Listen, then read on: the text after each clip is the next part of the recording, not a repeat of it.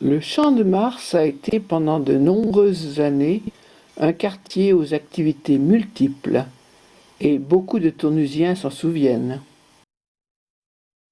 Claude Anatole, il a été associé avec Auguste Fouillou.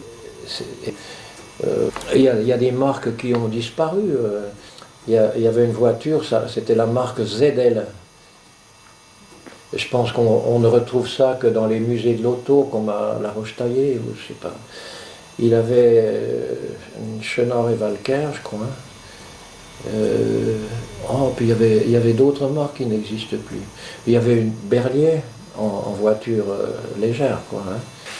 Euh, et puis il avait au-dessus, là où il y a maintenant une agence immobilière, où il y a eu précédemment M. Chauzy et précédemment M. Boquillon qui lui avait fait plutôt du commerce dans la même branche. Il a vendu des centaines et des centaines de vélos Solex. Ça a été la glorieuse époque du Solex.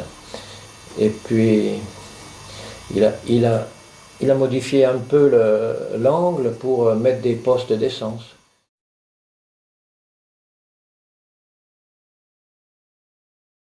Et quand le papa est arrivé ici, cet atelier existait. Quand il a acheté à M. Nugon, il y avait un atelier vétuste, puis c'est tout, il n'y avait pas rien pour loger, il a fait tout ça. Oui. L'énergie, c'était un moteur à gaz qui était dans un coin de la cour intérieure. Et il y avait une grande courroie qui entrait dans l'atelier, et puis ça faisait tourner des transmissions, lesquelles animaient un tour à bois pour faire les moyeux de roue, euh, une scie à ruban, une raboteuse, une dégauchisseuse, une mortaiseuse, enfin bref, ça tournait tout comme ça. Bon, dès qu'il a pu, il a électrifié tout ça. Quand le papa a annoncé à ses compagnons qu'il allait se marier, celui qui était à la forge, et il lui a dit « Ah bon, c'est quand? Alors samedi, etc. » Alors, oh, il dit « Si c'est un samedi, moi je dois me marier aussi. Mais on ne va pas fermer deux fois l'atelier un samedi. Hein. Je me marierai le même jour. » Sur je ne sais pas quoi, son registre de métier. Ça s'appelait serrurier en voiture suspendue. C'est-à-dire principalement un fabricant de calèches, quoi. Donc de véhicules hippomobiles, mais sur ressort, sur suspension. À la différence des chars agricoles, des tombereaux agricoles, etc. Quoi. Il avait aussi à entretenir et à restaurer des carrosses qui se trouvaient dans certains châteaux de la région. Je n'ai jamais entendu prononcer d'autres mots que compagnon. Je disais, j'ai deux compagnons, j'ai un apprenti. Jamais j'ai entendu, j'ai un ouvrier. À mesure que ça allait un peu mieux, j'allais aider un petit peu à l'atelier, quoi. À l'époque, je fabriquais encore les roues en bois avec les cercles et tout ça. Dans la cour, il y avait de quoi faire un feu circulaire, chauffer les cercles, les ajuster. Enfin bref, c'était tout organisé pour ça. Et puis les assemblages des moyeux, des raies, des jantes, enfin, tout ça, quoi. Et puis monter les avant-trains des chars. Les coopératives agricoles amenaient pour l'entretien une batteuse, une machine à battre. Donc c'est grand là, hein, on entrait cette machine là. Bon, j'étais menu, habile, tout ça, j'entrais dans la machine, je démontais qu'on me disait, etc.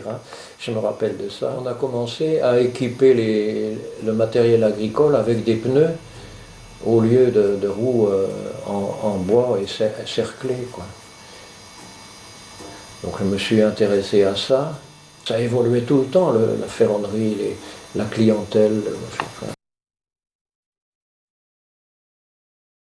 On est arrivé en mai 38.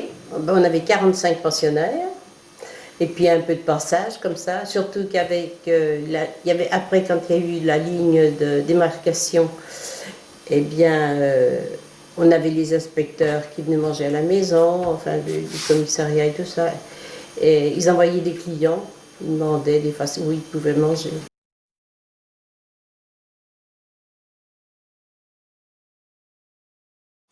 Bon, la carrosserie de Jean-Jacques Bontemps, elle a succédé au garage Renault,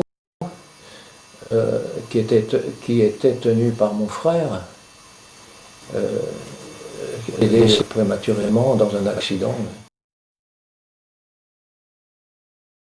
Préparer les machines à laver. Il y avait un atelier de télévision aussi. Il y avait souvent un téléviseur. Je me rappelle quand il y avait des matchs de rugby, on foutait un téléviseur aussi. Et également, mais je vais te dire ce téléviseur, effectivement, le commandant d'arrêt d'Elisabeth, le téléviseur a dû marcher, et il marchait dans l'atelier. Et c'était un monsieur qui s'appelait Trémaud, qui était le technicien télévision de chez M. Allard, qui avait mis un téléviseur pour des copains qui venaient voir, ou les gens qui passaient. À l'intérieur, bon, ils élevaient des vins, donc ils faisaient le soutirage et tout ça, mais là on n'entrait pas. Hein. Mais dehors, ils rinçaient les fûts. Alors ils avaient de grands tabliers devant eux, et puis ils basculaient le fût à droite, à gauche, en tournant un petit peu chaque fois. Et on entendait la chaîne qui traînait sur les douelles, là, et qui décrochait le calcaire accumulé, quoi. Ouais, ouais. Et ensuite, il roulait sur deux longerons assemblés à chaque bout, et puis il roulait là-dessus, et il le faisait vider. La partie principale donc donnait dans la descente. Il y avait une grande ouverture côté Champ de Mars, c'était l'entrée officielle. Et puis ça débouchait aussi rue de la Cruche Cassée. Les ateliers traversaient tous les ateliers. Alors c'était les ateliers principalement de Storbois ici. En tout, on a été au moins jusqu'à 99 personnes. Alors tout au début, c'était dirigé par Monsieur Georges Rose, Monsieur Fernand Rose et Monsieur Egon Blosemer. Leur successeur, ça a été Monsieur Frédéric Blosemer. Ensuite, ça a été Monsieur Jean Rose. Et puis maintenant, c'est Monsieur Patrick Rose. Ouais, mais il y avait l'entrée principale avec une pointeuse. Vous aviez à gauche tout ce qui était bureaux commerciaux et au premier étage la comptabilité. Il y avait même au premier étage des ateliers de tisseuses. Moi j'ai connu ça, au-dessus. Mais tu sais quoi? Des stores. BIER avait racheté des métiers à tisser, des canuts lyonnais, quand il n'y avait plus les canuts lyonnais, et un ingénieur avait transformé ça pour tisser les stores. Vous savez, les petits stores qui s'enroulaient là, dans du bois, comme des allumettes, qui venaient de Roumanie à l'époque. On achetait le bois par train de Roumanie. Les tisseuses tissaient au lieu de tisser du tissu, ça avait été transformé. Elles enfilaient ces minuscules baguettes, mais qui étaient quand même longues. Alors il y en avait en différentes largeurs, en 70, 90, 100, 120. Et elles appuyaient sur une pédale, elles enfilaient leur latte, comme ça. Et ça tissait. On fournissait beaucoup de travail à domicile à l'époque. Même les Storbois, vous savez, ces Storbois qui ont fait la réputation de BIER, alors on fournissait les crochets, on fournissait le bois, et les gens fermaient le crochet à domicile, faisaient les stores. Un tas de gens de Tournu qui ont fait du sport à domicile. Eh ben, les gens venaient à BIER aussi avec des petites charrettes et apportaient les stores, les rouleaux de stores.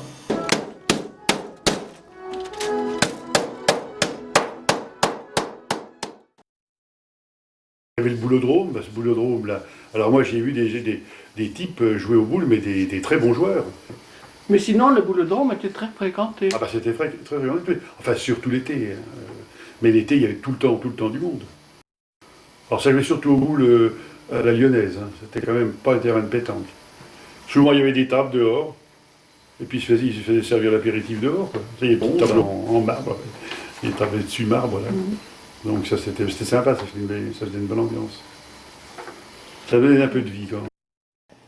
Au coin de la rue du Champ de Mars et de la rue des Tanneries, M. Janinet fabriquait et vendait son quinquina à la sève de Bourgogne. Beaucoup se souviennent certainement de la famille Chambon et de la Chambonnette, sorte de pastis très prisée des Tournusiens.